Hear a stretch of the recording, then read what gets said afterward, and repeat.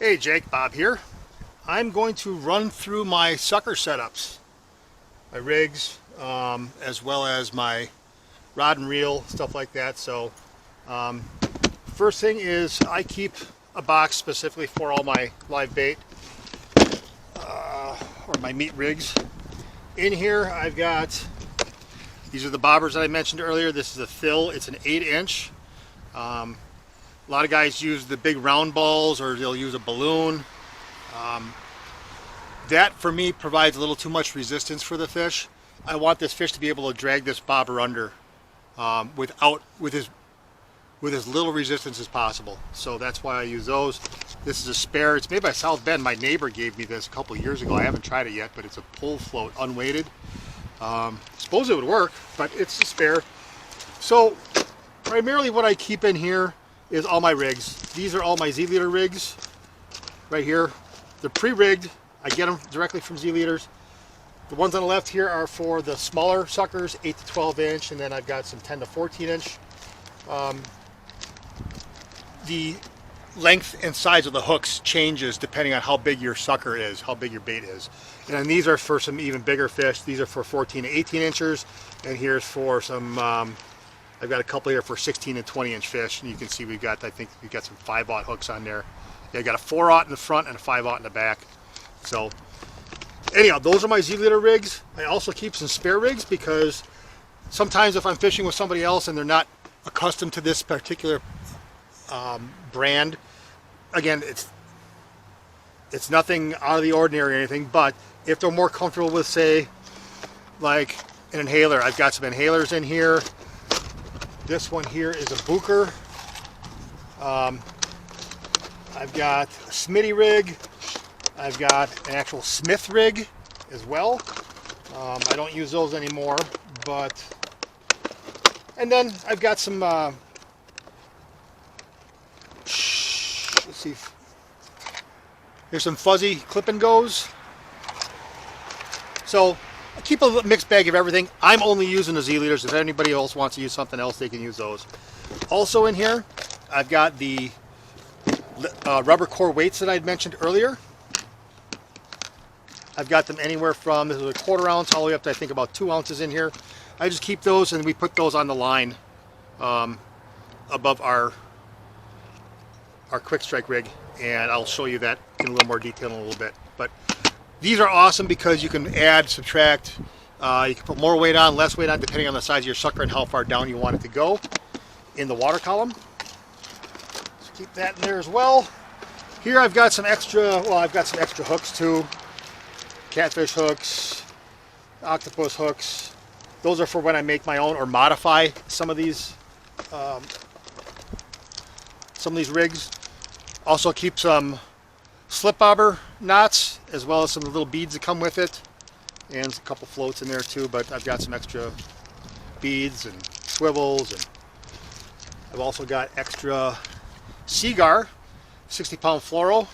I use this to tie my own leaders.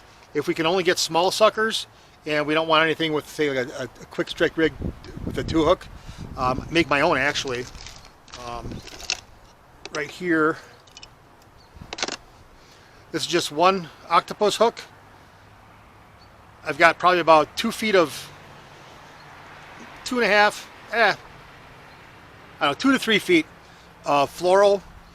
I just tie a 1/0 treble on the end and then put that octopus hook there. This octopus hook goes in the nose, this treble goes in the back of the sucker, and on these you don't even set the hook. As soon as the muskie grabs the sucker, just you'll feel a little weight, put some pressure on it and just start reeling. You don't have to set the hook at all. That treble hook will go right into its corner of its mouth every time. So so those are just some of the spare items that I've got in here. What else? Some more spare hooks. Here are some rubber gloves that I use for handling fish. These are pretty much, after years of doing this, suckers are slimy, they're stinky, and especially when you're fishing in the cold, I always put these on underneath any other gloves that I'm wearing. That way I handle the suckers, my hand is not getting wet at all. And plus I can handle the sucker better when I'm gripping it and trying to put the rig inside of it, or the harness on it. So just another little tip there that I always carry some extra gloves in here, some rubber gloves. Oh, anything else in here? I think that should pretty much be it for everything that's in here. All right, now let's take a look at some of my setups. I'm typically running, if I'm running solo, I'm running 2 rods with suckers down. We are allowed 3 lines per person in Wisconsin, so I'll keep 1 free for casting or jigging, particularly jigging, typically what I do in the fall. And then I've got 2 rods out with suckers. 1 rod, I've got the sucker straight down next to the console. My transducer is in the rear right of my vessel. I've got a rail with a rod holder right next to my my console seat, and I just put a sucker straight down, usually a couple feet off the bottom. And then on one of the corners of the boat, I've got another rod holder, and I'll put the rod out there, out in the back of the boat, and I'll have a sucker dragging behind the boat about 30 feet or so underneath a slip bobber.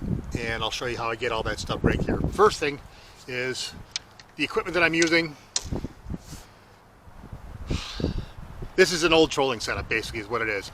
It's an Okuma Magda Pro line counter reel, and I've got this rigged up. I think this is 65-pound Power Pro maybe on it. You don't need to go 100-pound. You don't need. I know guys that do, but I've never had any issues. So anyhow, I've got that hooked on to a Shimano TDR trolling rod. The trolling rod is 8 foot. The power level is heavy, and the action on this is medium fast. So it's got a good backbone to it, but it's got enough give in the front of it too that the rod will bend and give a little bit. Again, you don't want those super stiff rods. Trust me, I've used them. You said you've gotten broken off a couple times. So have I over the years. You finally learned your lesson that you need some give in that. Just like trolling. What I consider sucker fishing, I consider it slow motion trolling with live bait. And I want the same type of rod setup for suckers as I do for my trolling stuff. So that's the basic setup. And on this is my down rod. I've just got my line and nothing fancy. I got a line with a stay lock on the end, and then I put a weight down there. Sometimes I put a bead there. It's not necessary. I don't know why I put it there. Just for looks, I guess. And then you can put whatever weight you want on there, and you just hook up your sucker harness. Comes with a swivel on it. You just put that on your snap, lock it up, boom, and you're good to go. So that's my down rod. Again, nothing fancy at all. Now we'll take a look at my bobber rod. This is, I don't want to say a little more complex. This is not complex fishing at all. You just need to do some things in I don't want to say in a certain order, but this is what works for me. And that's the one thing I want to impress upon you most, is that you talk to a dozen sucker guys and they're going to give you a dozen different ways to get set up. So this is what works for me. Take what I'm telling you. If you want to try some other stuff, go ahead, mix it up a little bit. Want to try different harnesses, different rigs, different setups, whatever. Use what works best for you. But if you want any advice or anything like that, feel free to reach out to me. I'll let you know if I've tried it or not, and why it will or won't work. I've tried nearly everything over the years, but this is pretty much a standard setup. What I do is I've got my line, and here's the order that I put everything in. This is your standard slip bobber knot. I'll put this on a line first. Cinch it down. Sometimes you might need 2. Usually 1 will work. So I've got that knot on there. Then a lot of times these knots come with these small beads in the package as well. I'll throw one of those on there as well. What that does is it stops at the bobber, just like your regular slip bobber setup, and my bobber won't go up any further than that. And if I want to set it a little deeper, I can just move that slip knot down. There we go. Now I'm running at 5 feet. If I want to run it down at 8 feet, I'll just bring that slip bobber up the line, and I can adjust as needed. So start off with the knot, the bead, the bobber. And again, the reason why I use these fill bobbers, these are 8 inchers. The reason I use these is because I want as little resistance as possible on that fish. Sometimes if you're using some of these big round floats or balloons, it'll put a lot of resistance on that sucker, and those fish don't like it sometimes if they're skittish. especially if it's a tough bite. Those fish will hit the sucker. There'll be a little resistance when they try to take it down. They just let it go. So I don't want any resistance, or as little resistance as possible. So we've got the knot, the bead, the bobber. Then I put another bead below that on the line, and then I just tie a stay lock to that. Now again, you don't need a stay lock snap. The only reason I've got this is because sometimes after multiple fish, you can see this leader right here is banged up a little bit.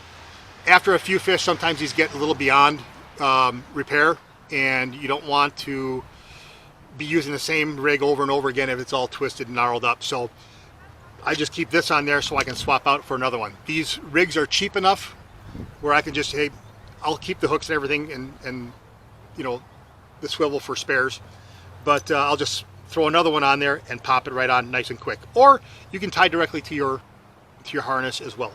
So recap: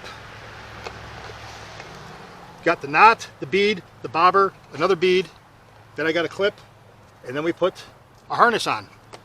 The harness that I'm using is a dual treble with a single nose ring or nose hook on there.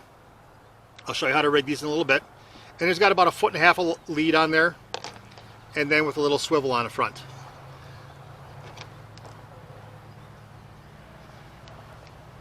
The swivel just goes on to your snap. If I can get it on there. Swivel just goes on your snap. Close it up. And the thing about these is you could use any type of snap that you want. Coast lock, stay lock, cross lock, or you can tie directly to your swivel. Doesn't matter. You're not putting any undue leverage on this snap. All it is pressure on the end of the snap, because you've got all this lead here. There's no way a fish is going to gain leverage and open up a stay lock on you on a sucker rig, because you've got all this line in front of it. So let me show you how I hook these up to my suckers. We'll pretend this is a sucker here, the Shadzilla. What I like to do is grab it on the bottom, squeeze tight, not super tight so his guts are going to come out or so his eyes are going to pop out, but they like to squirm a lot. So first thing I do is I take my nose hook. I want that fish to open its mouth. I want the sucker to open its mouth, and then I put this in its upper lip, just in the flesh, and pop it out like that. So that's it right there. Next thing I do is I take the first lead. There's two leads on here. There's a short lead and a long lead. I take the short lead first. I go in front of the dorsal fin above the lateral line, and I scrape off some scales. Scrape some scales off. Then I take one of the tines of the treble, and I want to run that almost parallel to the skin surface. I want it to just barely poke underneath the skin, and then boom, pop right out so that barb is popping out as well. You can see that's barely underneath the skin. I'm not in the flesh. I'm just underneath the skin.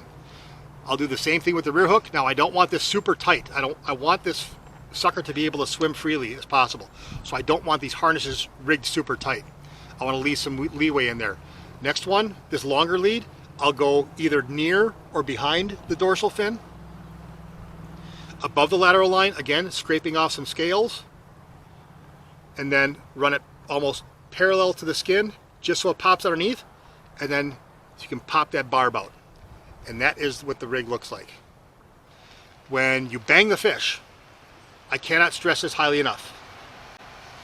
When you've got a fish on, you've got the muskie, you got the sucker T-boned by a muskie.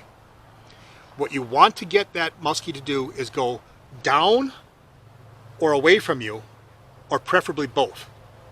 As long as it's going away from you, that's when you take it. You take it as quickly as you can, as soon as it's going away from you and you know it's T-boned. So a lot of times what will happen is these muskies will hit a sucker and they'll start going towards the boat. I'll just put a little pressure on the rod, bring it towards me, and invariably they want to go away from where that pressure is coming from. So that'll get the fish to start scooting off, and as soon as I see him taking off and I see some line peeling, or I see my bobber going the opposite way or going down, that's when I bang it. And again, they're called quick strike rigs for a reason, because you want to get that hook set as quickly as possible. Otherwise, especially if you're using smaller suckers on a bigger fish, it'll get that sucker down head first in 30 seconds, 45 seconds sometimes, less than a minute, and you don't want that. that means then these hooks, these treble hooks are sometimes in their mouth or sometimes down in their tongue already. So you don't want that. So that is it. Again, it's not rocket science, but if you've got any questions or anything like that, feel free to hit me up. I'm more than happy to help you out. Again, this is just what I do. This is how I run it. It's been very successful. And again, these Z-leaders, I think for the past 5 years, 5 or 6 years, I don't think I've lost a single fish on one of these. So like I said, I'm batting at or near 100% right now, or 1,000. So I love them. And I've used pretty much everything out there. So again, any questions, hit me up. Take care, brother. Bye-bye.